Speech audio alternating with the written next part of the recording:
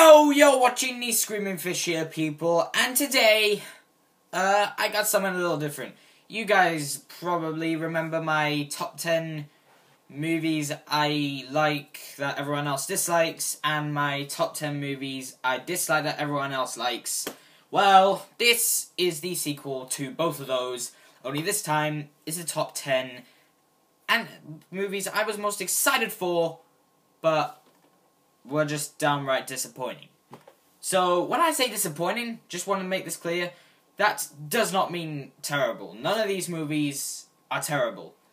Well, 8 of them aren't terrible, at least. Some I even think are okay, but that doesn't mean they still didn't disappoint me. So, yeah, I'll get right into it. So, number 10, my number 10 most disappointing movie of all time is Spectre.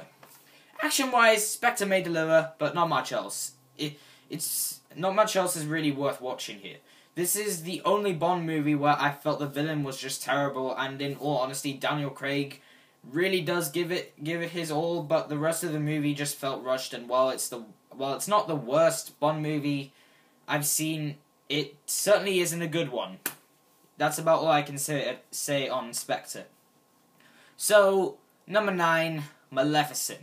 A Disney movie about possibly the greatest Disney villain ever? What could go wrong?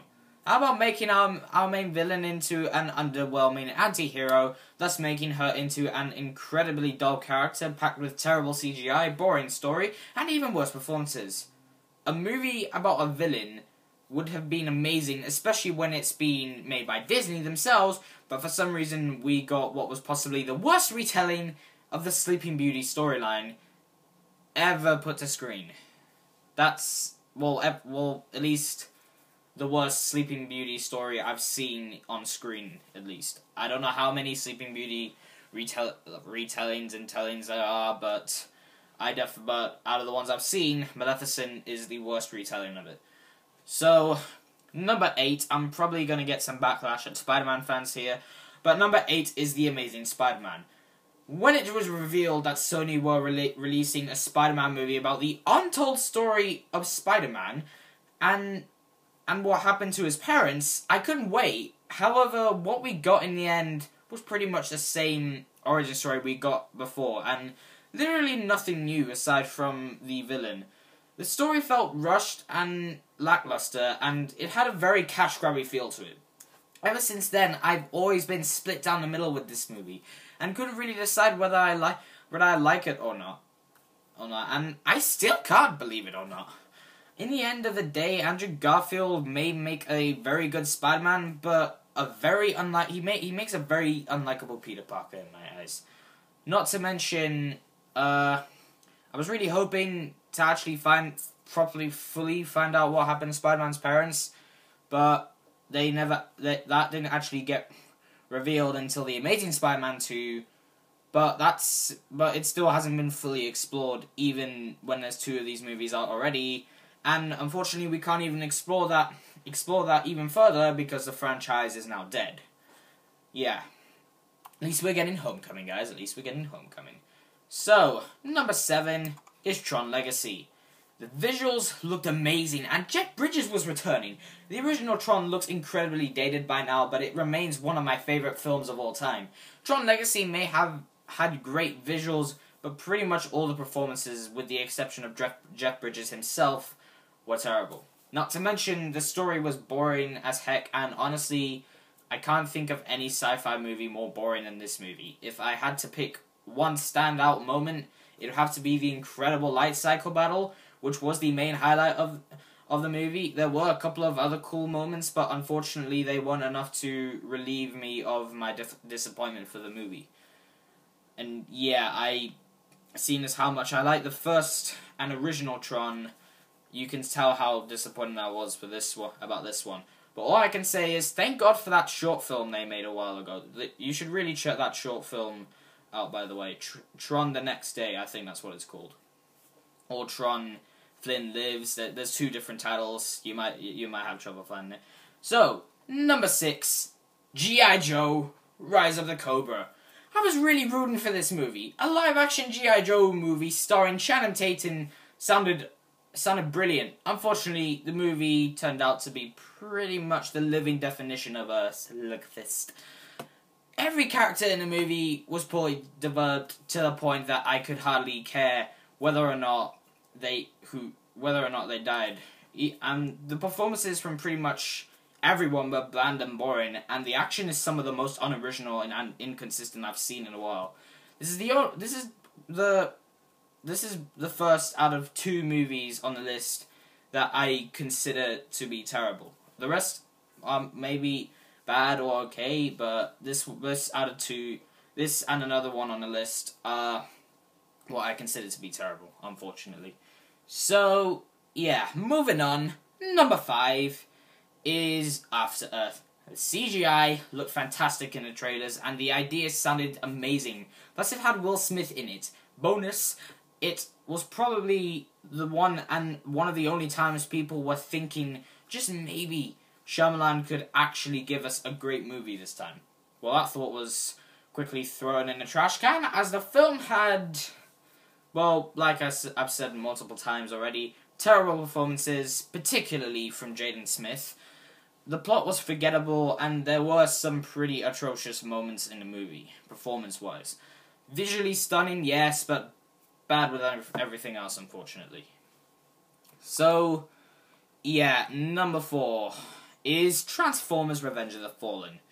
Yeah, I did say there were two movies that I actually considered to be terrible on this list, and this is the second one I consider to be terrible. So, I like the first Transformers, but admittedly, I don't love it. So, as you can imagine, I was pretty pumped for the sequel, because honestly the trailer was fantastico, and it seemed like Michael Bay was actually going to deliver here. Unfortunately, the movie landed in theaters with terrible writing and performances from each and every one of the cast, disorientating action sequences, and what is definitely the worst villain in the series, packed with new and underdeveloped characters. Need I say more? I don't think so. So, now, number 3 is Terminator 3, Rise of the Machines. I blimmin' love Terminator 1 and 2. The pair of them are a couple of my favourite films of all time. So imagine my excitement when I found out there was a sequel being made. Well, just imagine my excitement when I found out there was actually a third Terminator movie. But like when I first watched them, I didn't know there was more than just 2. So again, imagine my excitement. And yeah, I'm not gonna lie, the action may be some of the best in the series, and the performances are pretty good. And the story was covered in plot holes, added with some pretty terrible CGI.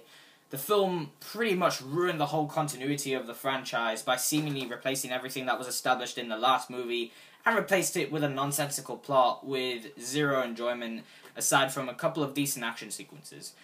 It's also a bit sad to say that watching Terminator 3, I kind of felt like I was watching Terminator 2 again, because it had almost all the same plot lines.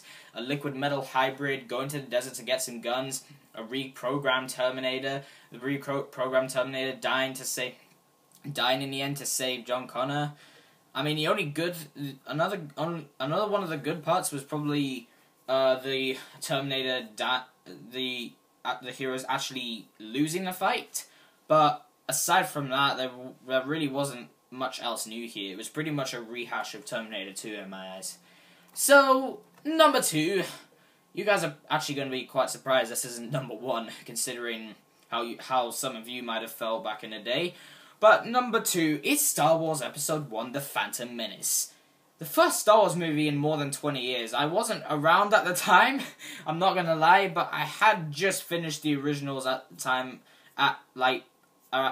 around that time, well, not around that time, but years later, and I really wanted to watch this one, but I quickly found it was not going to be the visual treat I was hoping for, as it had boring as heck characters with possibly the weakest story of the franchise, and of course, Jar Jar. I can't even begin to describe how annoying Jar Jar is.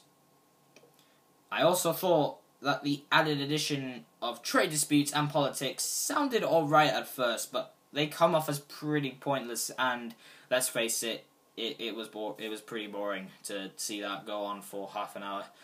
Yeah. So you guys are probably thinking, if Phantom Menace wasn't my number one, what could it be? There's no way it could have been Terminator Salvation. I've already had Terminator 3 out there. Or it can't even be Transformers 4. No, I've already had Transformers 2. What could it be? Well, you guys are probably going to sound a bit surprised, judging by my review, but I gave this movie a 7. Initially, I gave the movie a 7 out of 10 when I first reviewed it. It still makes number one, because it was one heck of a disappointment, despite some of the good things it had in it. So, my number one most disappointing movie of all time is Batman vs. Superman: Dawn of Justice. Batman and Superman in the same movie together, and they're fighting each other. What could go wrong?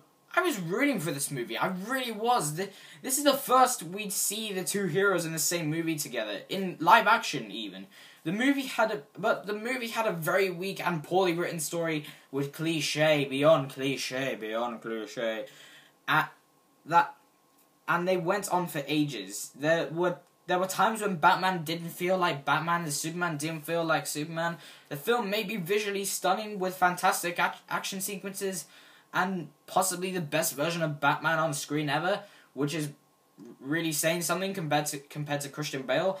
And yes, we got Wonder Woman, but I was really split down the middle with this one. And yes, I did say I thought it was an improvement over Man of Steel before, but the more I think about it, I actually remember enjoying Man of Steel a lot more than this movie. And yeah, but I mean, also, there was some very confusing plot lines that I just didn't get. Wonder Woman may have been great in the movie, but her part in the film was just very confusing. I didn't understand it. It just had a very confusing storyline, and there were some moments in the film that I just couldn't help laughing, like Batman having an emotional breakdown over his mother. Martha, your mom's name has the same name as mine. What does it all mean? Yeah, I actually laughed at that bit. That's not what he actually said, but I'm just saying I couldn't help laughing when that happened. And yeah, so number one, Batman vs. Superman: Dawn of Justice. Surprise. So, thank you for watching my top 10 most disappointing movies of all time. Don't worry, when I get round to it, there will be a sequel to this video called the Top 10 Unexpectedly Awesome Movies. And, yeah, I will indeed see you guys later. Goodbye, guys. Please don't forget to like and subscribe, and don't forget to follow me on Facebook. See you guys later. Bye.